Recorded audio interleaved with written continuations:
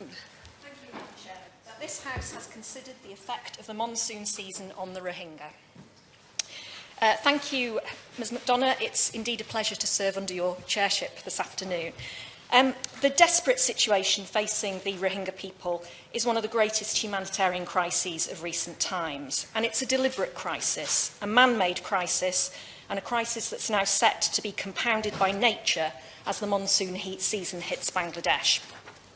There are nearly 1 million Rohingya refugees in camps in Bangladesh who have fled Burma. And during August last year, nearly 700,000 Rohingya men, women and children fled, following unspeakable levels of violence and systematic abuse, including torture, rape and murder by the Burmese military. The monsoons look to set to exacerbate an already dire situation. The International Rescue Committee has estimated that 36% of the Rohingya in the camps already do not have access to safe water. Nearly a quarter are suffering from acute malnutrition, and communicable diseases thrive in these conditions. 81% of water samples collected from Rohingya refugee households in December last year had E. coli. The report from the World Health Organization on the situation in the camps makes for grim reading. Diphtheria, acute jaundice, respiratory infections and watery diarrhoea stalk the camps. And to mitigate this, the UNHCR put out a plea for $950 million to meet the refugees' immediate needs. But less than 20% of that money has been raised. I, together with parliamentary colleagues, visited the largest of those camps at Kutupalong in November last year, and I saw sights and I heard testimony so shocking that it will remain with me for the rest of my life. I will, of course, give way. I congratulate the Honourable Lady on securing this debate and congratulate her on her speech. I had the privilege of going on that visit with the Honourable Lady, and it was difficult getting around Kutupalong when the roads were dry and the sun was out. If it's pouring with rain, those roads will be simply impassable and treacherous, especially to the young children in the camps. I entirely agree with the Honourable Gentleman. I mean, it's hard to imagine how anyone is going to be able to move when the monsoons hit. Not only will shelters collapse, but getting away from it will be almost impossible. And when we were at Kutupalong last November, I met a young, very frail woman who had beckoned me inside her tarpaulin shelter and pointed at a little bundle of dirty rags on the plastic sheeting on the ground. And I didn't know what she was pointing at, but she lifted these rags up slowly, and underneath was her days-old baby. And she held this baby up with such pride and with tears in her eyes. But I just thought, what a beginning to the life for that child. A squalid existence, but undoubtedly a safer one than had that young, heavily pregnant woman not been able to get out of Burma. I will, of course, give way.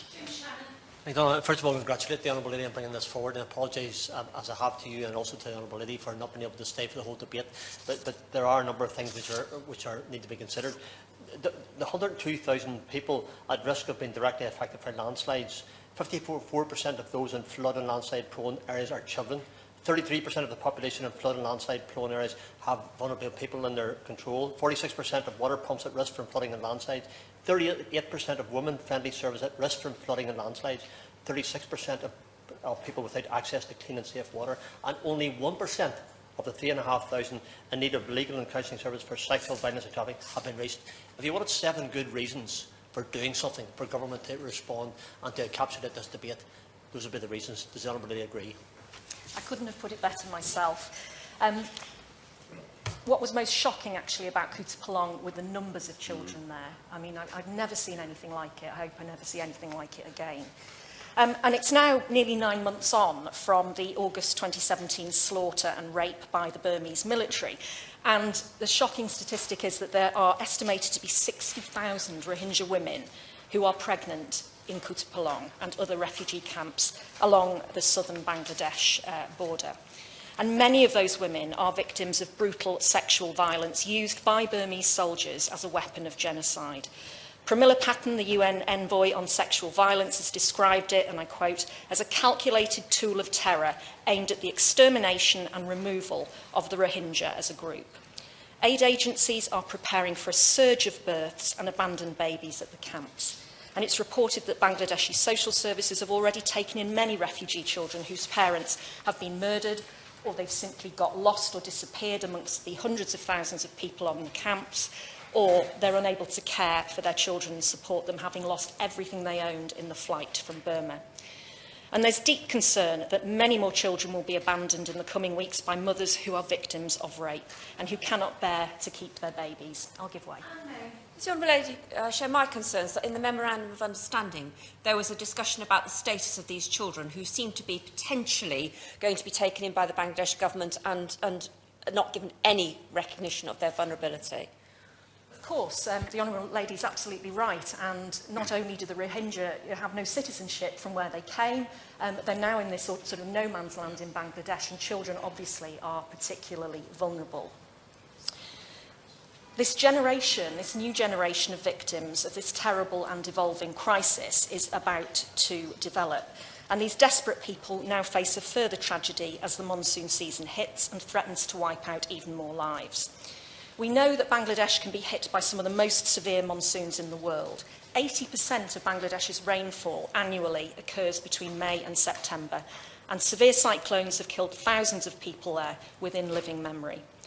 And those victims were not living in flimsy shelters in refugee camps.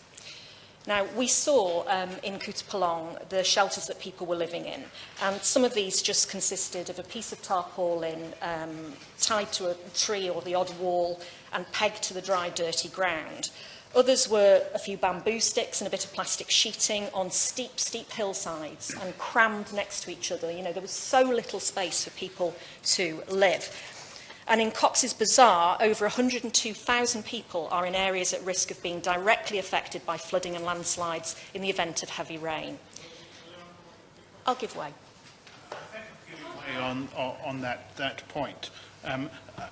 The point I think that she's making is that the biggest risk is the type of land that people have been settled on. And I wonder whether she would join with me in calling for the British government to work with the Bangladesh government to try and find risk-free land for these people to settle. I entirely agree. It's the topography, but it's also the flimsiness of the shelters that are available, and not everyone has a shelter. And the Bangladeshi government have done wonders with, the limitations that they have. And just to mention a few of the statistics that my honourable friend made in his intervention, 33% of that 102,000 people are classed as vulnerable, single mothers, children, elderly or ill, at particular risk of being killed in a natural disaster.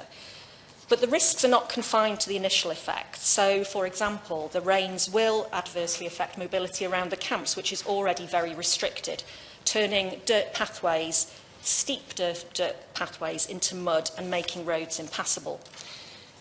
It could severely restrict access to over 500,000 people, worsening the malnutrition rate. Over 91% of people are reliant on food supplies.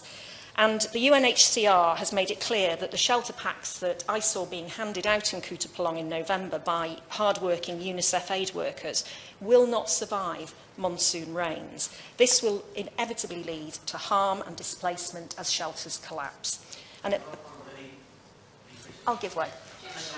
It's been reported that some half of the population who are refugees don't have access to sanitation facilities. Some 13% don't have access to latrines.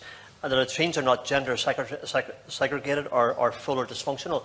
Does she share the concerns that I have and many would have in this House that disease and contamination will be very, very critical at this time of year of the monsoons? I'd use a terrible analogy here, which is it's the perfect storm. It's terrible conditions, communicable diseases that will be rife where there's lack of sanitation. And that's why the situation is so bleak, and there is a need, an urgent need for international action. Shelters will collapse. At best, this will lead to overcrowding, but the obvious outcome is far, far worse. The latest round of oral cholera vaccinations will bring the total number of locally vaccinated people up to 1 million. And that's very, very welcome. But there is a population of 1.3 million affected, and that still leaves obviously 300,000 people unvaccinated, which is a desperate situation. And we know, as I've said, that unsanitary conditions and malnutrition make people more vulnerable to all kinds of diseases. The World Health Organization has been very clear in saying that this risk of disease, more than the initial flooding itself, could lead to a massive loss of life. And the UN estimates that up to 200,000 people could perish. Now, some preparations have been made for the monsoon season. I've seen the details of the upgraded shelter kits that are being made available to vulnerable families in the camps. But this is what it consists of: tarpaulin, rope, bamboo, wire and sandbags. So no real protection against winds, severe rain and flooding. And I am afraid that hundreds of thousands of refugees are effectively sitting targets for the monsoon, and it could be catastrophic. So what can be done? A crisis doesn't stop because the headlines have moved on elsewhere. And I obviously welcome this weekend's announcement of the additional financial support from the government. An additional £70 million is good news, as it will help fund some sanitation, healthcare and vaccination programmes for the most vulnerable refugees. And the British public have shown remarkable generosity, raising nearly £26 million for the Disasters Emergency Committee appeal. In my own constituency, the British Bangladeshi community have raised over £30,000 through the Cardiff Bangladesh Association, spearheaded by my Labour colleague, Councillor Ali Ahmed. But we need to recognise that trying to protect 1 million people living in squalor on open hillsides is not a long-term solution. So could the Minister, in his response, tell us what conversations he has had with other governments about encouraging more international financial support to meet the overall funding shortfall? The UN and other aid agencies are being held up by red tape in the process of gaining access to the camps. I've had repeated conversations with aid agencies about this long-standing problem. I've also discussed it with the Bangladeshi High Commissioner, and it doesn't seem to be getting any better. So we must work with the government of Bangladesh to see an increase in speedy registration of international organisations to work and deliver services in the camps. This will allow for technical experts to support the incredible Bangladeshi response so far. Without this expertise, almost 500,000 people will continue to be unable to access services such as health, food support and education.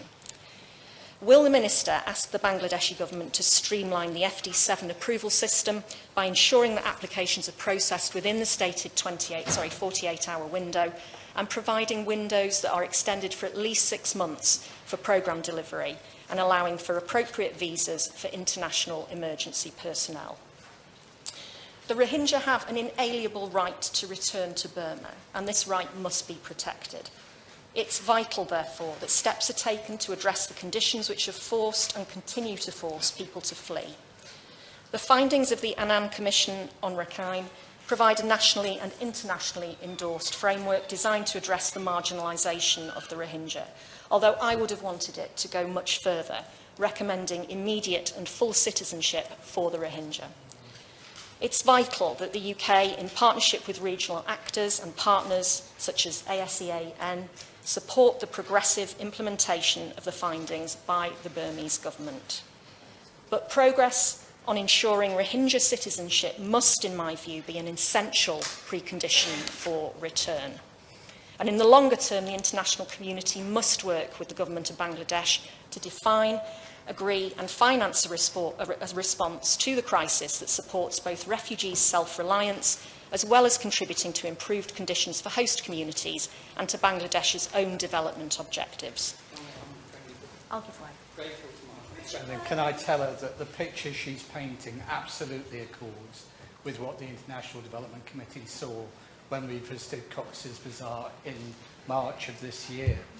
Could I just take her back to the issue of the monsoon, though, and the action that needs to be taken now?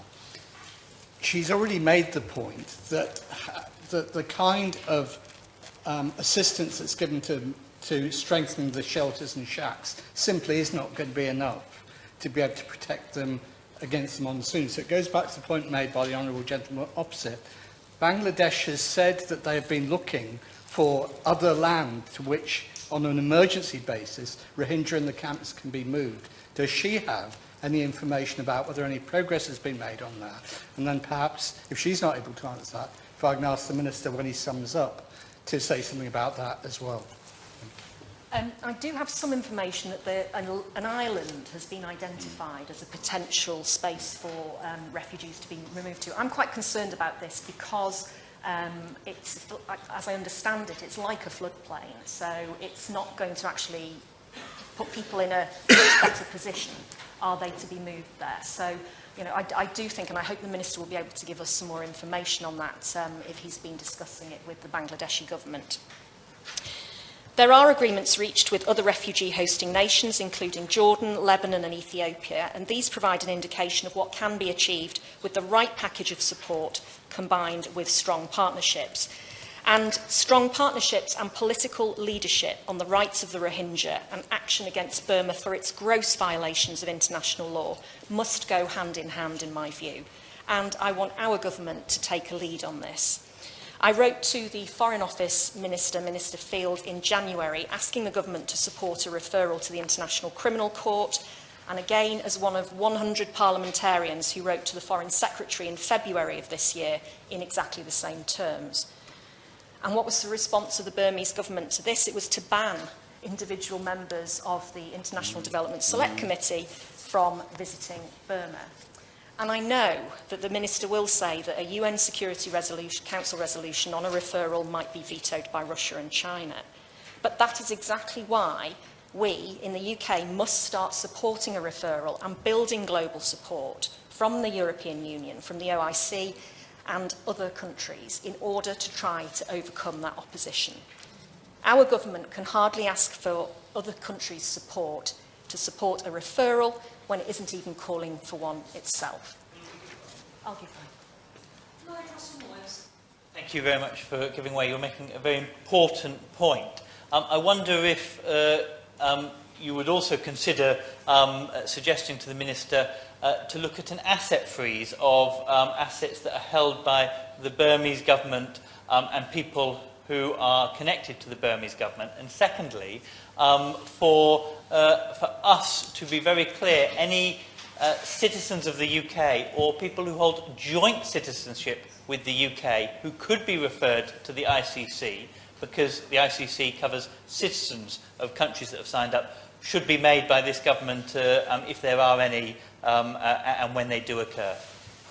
I thank my honourable friend for making that point. I do think that the government should take every possible measure that they can to show the horror that we feel about this, what I believe is a genocide in Burma. You know, we should be taking the political lead on this. Everything that can be done should be done. And as Edmund Burke, a former member of this Parliament, said, the only thing necessary for the triumph of evil is that good people do nothing. And this humanitarian and human rights disaster, about to be compounded by a natural disaster, was entirely avoidable and cannot be allowed to happen again. Burma cannot be allowed to operate with impunity, setting an international precedent for the unpunished genocide of a minority population. Question is that this House has considered the effect of the Monsoon